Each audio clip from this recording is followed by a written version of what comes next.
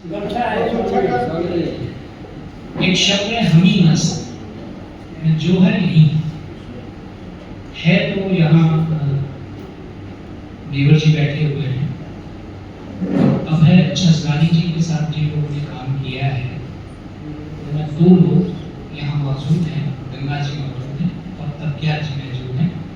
उन लोगों ने अभय छसगानी पर एक लंबा विशेषांक निकाला और उस समय कम से कम 20 साल की पत्रकारिता का जो अपडेट है उससे होके गुजरे और एकदम बाईपास करते हुए ये कहते हुए कि पिछले साल 2025 में देवर जी ने एक लंबा प्रोग्राम किया ये याद दिलाने के लिए शहर को कि पत्रकारिता के 200 साल शुरू हो रहे हैं और पूरे साल भर शहर में तमाम संस्थाओं ने अपने अपने तरीके से कार्यक्रम किए हैं, अपनी अपनी ताकत के हिसाब से किए हैं और अपने अपने हिसाब से विशेषांक निकाले हैं, जिसमें एक विशेषांक का लोकार्पण आज हुआ है।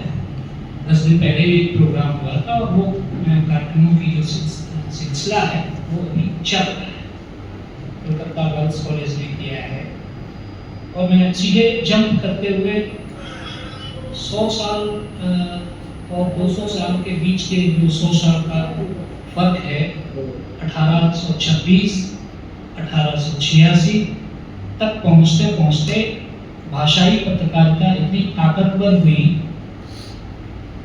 मैं जेम्स हिकी या बेकरस्टेन या धर्मतल्ला की तरफ नहीं जा रहा हूँ, क्योंकि हिंदी पत्रकारिता भाषाई पत्रकारिता का ज़्यादातर एरिया 2 किलोमीटर में सिमटा हुआ है, धर्मतल्ला से लातेहार। क्योंकि हम लोग यहाँ रहते हैं और समय निकाल के हम लोग इसको देख सकते हैं। राजा राम जी से भी मैं आग्रह करूँगा कि वो सारी चीज़ें इतनी दूर से आए हैं तो इन सारी चीज़ों को देखें। राजा राम जी का यहाँ एक विशिष्ट अर्थ है मेरे लिए कि जिस किसान की वो बात करते हैं, जिस आदिवासी को शब्द मेरे पास नहीं है और पिछले साल भर से नक्सल के खिलाफ जो आंदोलन चल रहा है वो किस तरीके से गांवों की तरफ गया है, ये वहाँ बैठे हुए अच्छे से समझ पा रहे हैं। और किस तरीके से ट्रैक्टर लगा के सफाई की गई है, उस पर कभी आकलन जब होगा तब होगा। ये भी हमी हस्ती है मेरे लिए। ठीक 1883 84 85 86 तक का जिक्र थोड़ा सा करके मैं आगे बढ़ जाऊंगा। ठीक इतिहास में बहुत सी घटनाएं होती हैं। हमारे पूर्वज बर्फ में लड़ने के लिए पहले विश्व युद्ध में पहुंच गए यूरोप, तमाम छतरियां हैं, तमाम इतिहास है, लेकिन उसके पहले अफगानिस्तान में किस तरह से अंग्रेज पिट कर आए इतिहास का बड़ा जिक्र है। और उन घटनाओं का क्षेत्रीय भाषाओं में, क्षेत्रीय अखबारों में इतना प्रचार प्रसार हुआ कि अंग्रेजों को एक कानून लाना पड़ा, वर्नाकुलर प्रेस एक्ट। जिन लोगों ने 77 देखा है, जिन लोगों ने अन्ना हजारे को देखा है, जिन लोगों ने अन्ना हजारे को जेल में जाते हुए और जगह जगह मोमबत्तियां जलाते हुए लोगों को देखा है, हल्की सी वाइब्स आती है कि आज़ादी कैसी रही होगी, या 77 में प्रेस की आज़ादी किस तरह रही होगी, या वर्नाकुलर प्रेस एक्ट क्यों आया और उसका हमने हमारे अखबारों ने, हमारे पत्रकारों ने उसका कैसे जवाब दिया कि हमने रातों रात अंग्रेजी अखबार निकाल दी। उसके बाद थोड़ा सा हम आगे बढ़ जाते हैं 1912 13 14 15 जहाँ वंदे मातरम अखबार निकलता है। बाद में वंदे मातरम हम बोलना नहीं चाहते और जो पत्रकारिता जबरदस्ती मिशन से शुरू हुई और हिंदी पत्रकारिता के जो दूसरे केंद्र बने, इलाहाबाद बना, बनारस बना, और ऐसा भी हुआ कि किसी किसी अखबार के जितने संपादक बने सारे जेल गए।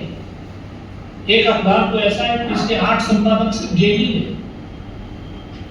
तो ये जो मिशन पत्रकारिता रही आज़ादी के लिए, हमें किसी कलर पेपर की जरूरत नहीं पड़ी। ग्लोसिंग पेपर की जरूरत नहीं पड़ी, इसमें मूंगफली और खाते हैं हम वो अखबार छपते थे, लेकिन वो मिशन था। आजादी, देश आजाद हुआ, तमाम करोड़पति लोगों को लगा कि यही मौका है, हमारा हमको जो टोली बच्चा कहा जाता था, अब हम पत्रकार बन जाएं, हम अखबार निकाल लें, हम पत्रिकाएं निकाल लें। और 1960 तक जबरदस्त अखबार आए, पत्रिकाएं आई, और जैसे ही लगा कि भाई पत्रकार कुछ होता है, सीधे ये अखबार, ये पत्रिकाएं गायब होती। उसके साथ ही साथ हमारे वो सारे लोग जो दिल्ली चले गए, बम्बई चले गए, जो बहुत अच्छे लेखक थे, गर्भ में चले गए और आज उनका कहीं पता नहीं है। ये जो घटनाएं और दुर्घटनाएं हैं, ये हम ही हस्त हैं। अब 2 मिनट और बोलता हूँ कि वो तुम कौन सी पार्टी पढ़े हो लला, मन लेव तेरू छटाक। तो ये छटाक वाला जो मामला है ना, वो हमारे सबके साथ है। हमें कोई छटाक नहीं लेना चाहिए, लेकिन लेना सब चाहिए। और ये अव्यक्त चीजें हैं जो हमें ये बताती हैं कि हम 60 के बाद थोड़ा और आगे बढ़ते हैं। हम लोग 77 में आते हैं, 75 में आते हैं। 75 की पूरी पत्रकारिता का एक साफ सिग्नल समझ में आता है। हमने विरोध नहीं किया, लेकिन सपोर्ट नहीं किया।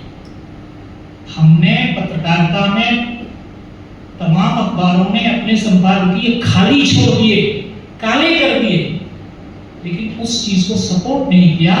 और इस देश के इतिहास में 1977 से 80 के बीच में जितने संविधान संशोधन हुए हैं, लोकतंत्र बचाने में, वो आज के लिए सबसे ज्यादा महत्वपूर्ण है।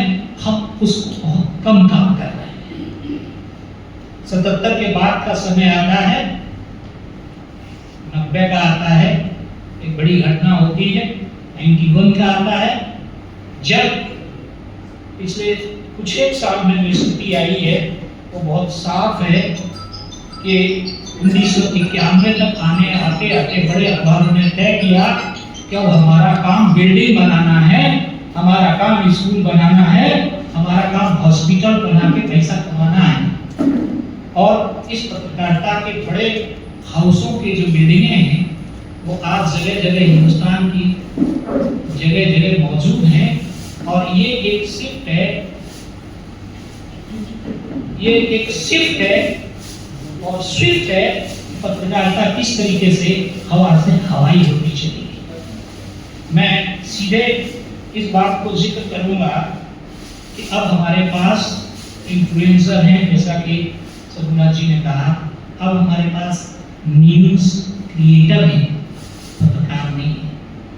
और अभी तो कोई भी प्रेस कॉन्फ्रेंस होते, इतने ज्यादा यूट्यूबर आते हैं, यूट्यूबर को नहीं पता है कि वो किस हाउस से है, किस चैनल से, और उसका वो करेगा। 21वीं सदी की डिजिटल क्रांति में जो चीज बचे वो है आदमी की संवेदना। संवेदना इस तरह बचेगी, एक कभी नाटक होते थे, फिर फिल्में बनने लगी, पहले काले अखबार थे, फिर रंगीन होने लगे, फिर एक दिन में 4 एडिशन आते हैं। लेकिन misinformation, disinformation, pseudo information, pseudo secularism, हम तो वहां खड़े हैं जहां हमें कोई टोकने वाला नहीं है। Very good thing. और यहाँ जितने लोग बैठे हैं, और वो भी वर्किंग डे में, मैं सबको आग्रह करता हूँ, सब लोग एक बार अपने लिए ताली बजा लें। मैं भी तो यहाँ से हम लोग उस चीजों को लेके जाएंगे, लेके इसलिए जाएंगे कि हम ही यही बैठे हैं लोग, यही बैठे हैं लोग, यही बैठे हैं लोग। बहुत बहुत धन्यवाद।